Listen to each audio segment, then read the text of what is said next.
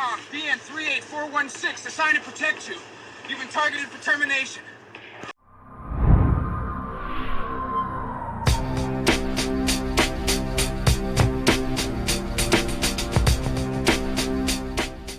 Scientists at the Woodside Neurosciences Institute at Stanford University have created an improved method to let people with paralysis communicate freely and rapidly by translating brain activity to text.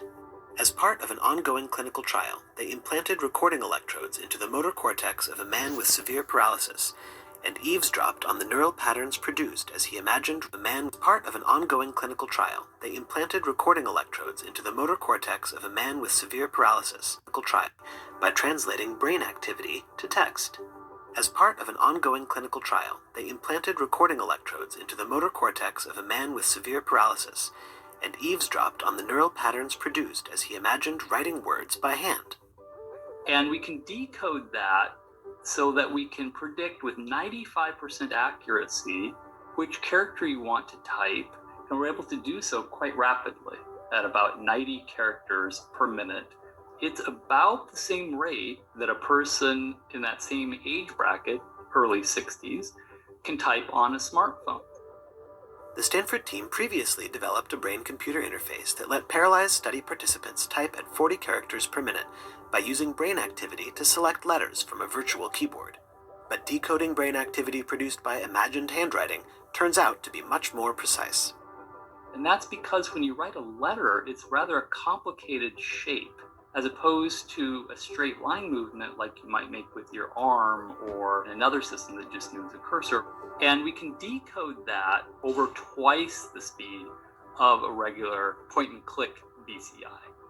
A final very important point of this work is that it is a so-called open vocabulary or open dictionary.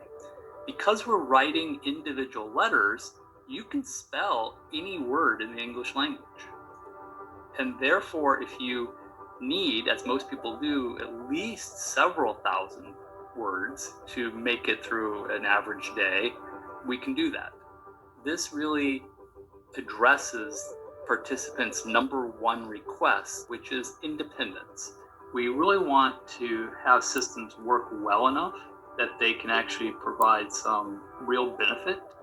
I'm excited about the possibilities. I think this will, at some point, become a real clinically useful tool in our armamentarium to help people with paralysis.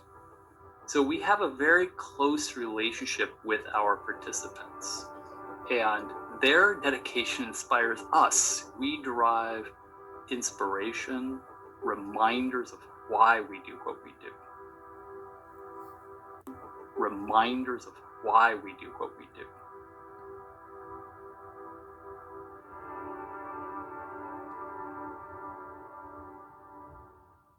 Through English language, like you might make from a virtual want to tweak a man with start of an ongoing rapidly by translating brain activity to text. As part of an ongoing clinical trial, they implanted recording electrodes into the motor cortex of a man with severe paralysis and eavesdropped on the neural patterns produced as he imagined writing words by hand. Now y'all hear that, y'all? They eavesdropped. They implanted electrodes into the guy's brain, and they can eavesdrop of what's going on inside the mind. Wow. Now y'all see how this is science, right? Science is good, but science can be bad if it's in the wrong hands. Just like a gun. A gun is good. What they say, guns don't kill people, stupid motherfuckers with guns kill people.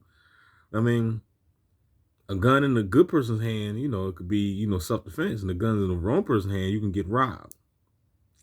So right here, we talking about good science, but the science is in the wrong people's hands. And they using it for the wrong.